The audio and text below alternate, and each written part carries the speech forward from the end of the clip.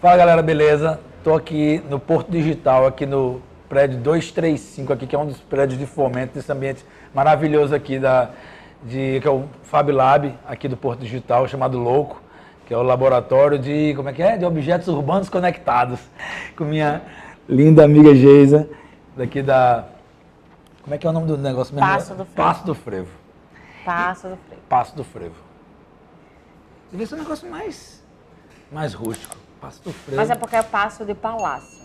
Ah. É um prédio tombado do século passado, tem mais de 100 anos, um prédio secular, que era uma companhia elétrica.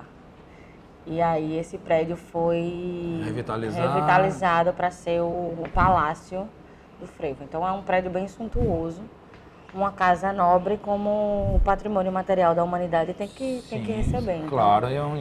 Então é um espaço bem importante para a cidade, um equipamento salutar e importantíssimo para a identidade da própria cidade, né? Porque o frevo, ele é acho que o símbolo maior da cultura recifense.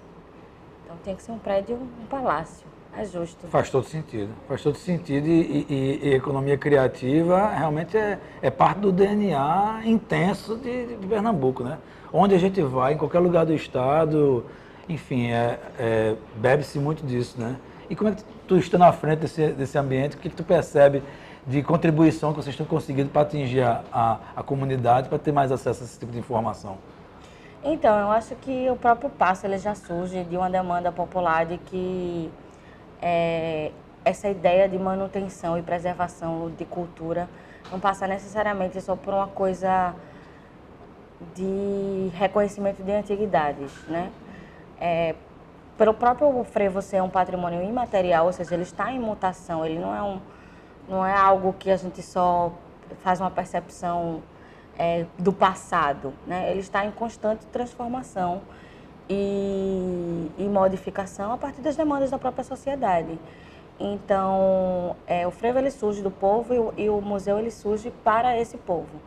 Então, como a gente pensa o passo do frevo é de que todas essas ferramentas de inovação, elas são importantes a serem também auxiliadas à cultura, porque senão a gente fica refém de uma cultura que também ela não se traduz no dia a dia, o que distancia desses públicos. Então, eu acho que a gente pensa, quando a gente se coloca como centro de referência da salvaguarda do frevo, é um centro que tem uma escola de música e dança, então ele está pensando também a renovação desses frevos, para que essa tradição não se perca para as próximas gerações.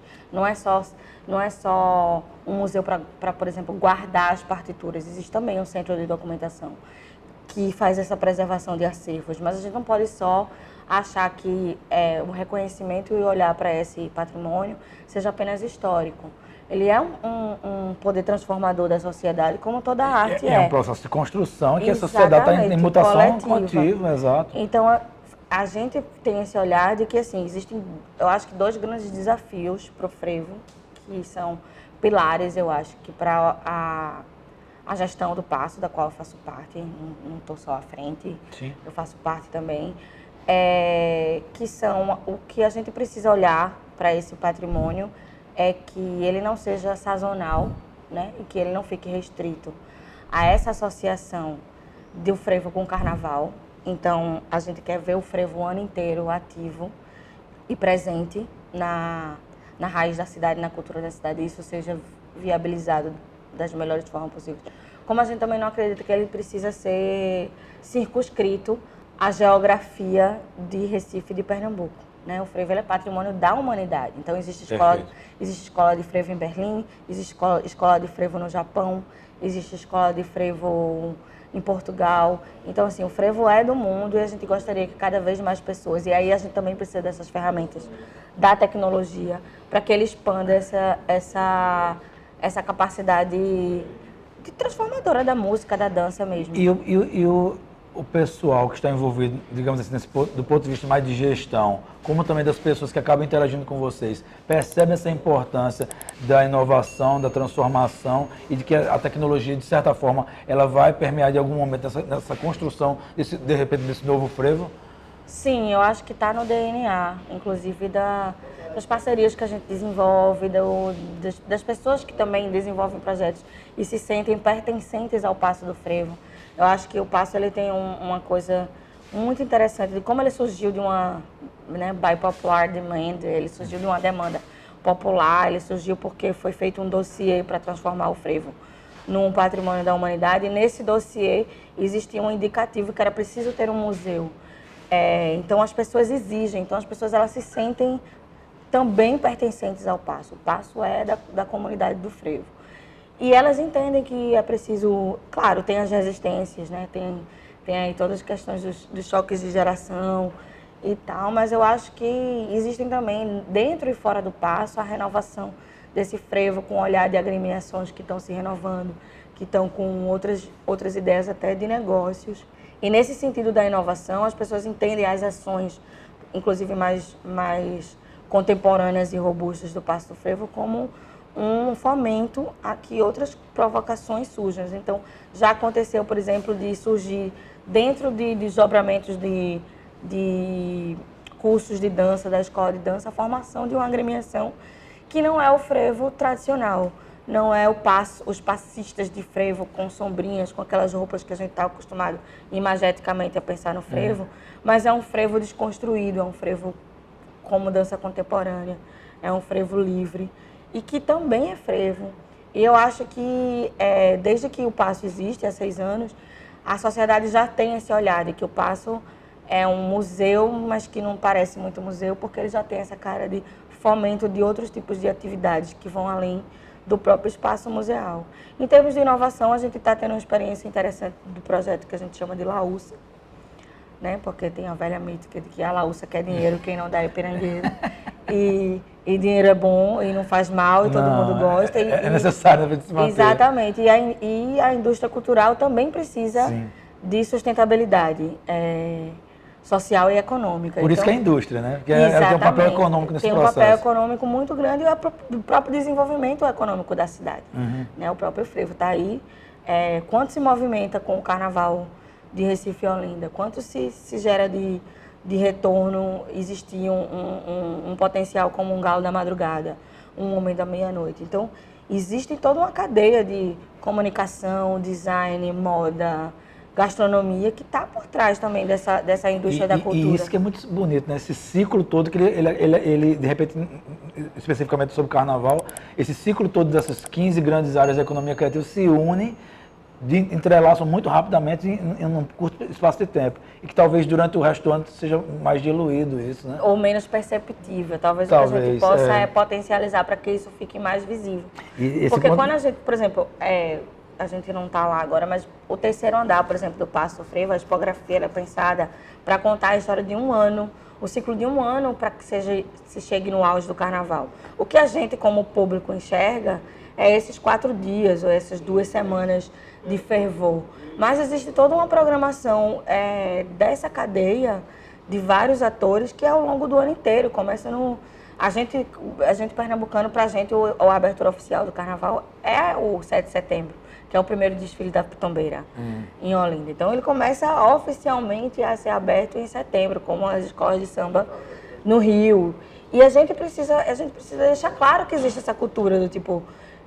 Queremos chegar no dia que qualquer visitante venha para Recife e onde é que eu vejo o frevo e isso seja possível, né? E esse projeto, o Laúça, ele olha para isso, ele olha para que esses atores que trabalham ou vivem de uma maneira amadoristicamente ou não, né? De produzir tanto conteúdo como negócios ao redor do frevo, eles possam ser fomentados para que isso seja mais sustentável.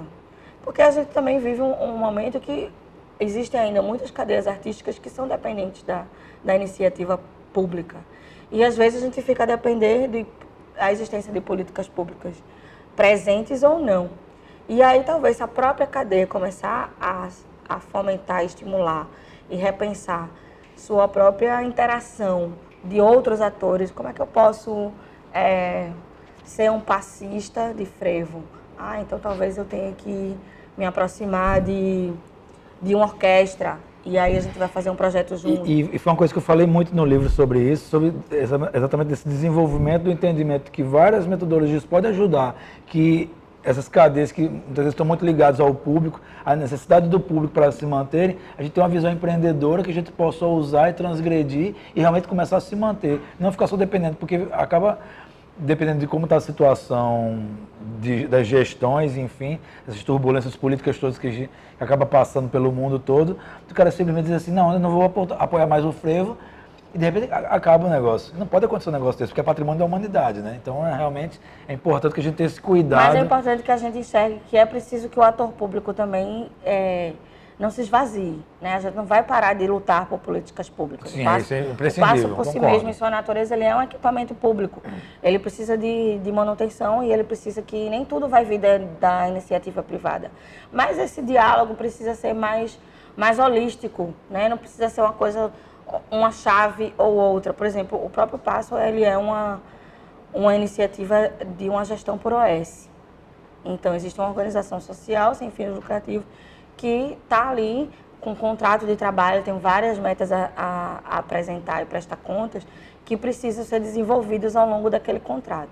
Só existe isso, não ficar à mercê de uma gestão que não tem esse preceito de metas e tudo mais, já dá a possibilidade também, por essa gestão em diálogo, que também o Passo ele possa captar seus próprios recursos. Porque isso dá uma abertura que, às vezes, um equipamento público ou uma iniciativa puramente pública, ele não permite. E aí fica aquele museu que não tem, né, não tem orçamento, nunca consegue ter braço para fazer outras atividades, porque não se pensou, né, no modelo que se tinha de política pública numa coisa de sustentabilidade e independência financeira para essas iniciativas. Mas, para além do próprio Passo, a gente acha que esse nosso próprio modelo, né, esse nosso próprio modelo de atuação, de que parte também do público em diálogo com outras possibilidades e outros segmentos da sociedade, a gente acha que os próprios fazedores de frevo, que são as pessoas mais importantes, né, que eles também possam se espelhar e se provocar para que o trabalho deles nem seja sacrifício, né? Porque muitas vezes as pessoas estão abrindo mão dos próprios recursos para poder desfilar, para poder acontecer um carnaval. Outros abrindo mão de desfilar, deixando de existir ou deixando de trabalhar porque não teve fôlego, mas que se abra uma possibilidade de que eu preciso de um ano inteiro de várias articulações, processos, metodologias e possibilidades para poder fazer com que esse frevo ele seja ou meu meio de vida, ou mesmo meio de vida da minha comunidade e de mais gente. Que bom, amiga. Muito bom te ver de novo. Falei besteira. Não, foi ótimo. Se quiser fazer só o encerramento aqui, tá maravilhoso. Agradecer demais a minha amiga Geisa aqui, do Passo do Frevo, que está contribuindo muito aqui com a gente nesse papo sobre economia criativa e falando sobre a realidade que a gente está vivendo aqui em Pernambuco. E para mim, eu sou apaixonado pela cultura pernambucana, e tanto que muito do que foi costurado nesse livro foi exatamente em cima desse DNA todo de vocês, que é encantador e que incentiva e que dinamiza e mostra o Brasil pelo mundo afora, né? Obrigado, amiga. Que seja mundial. Por favor.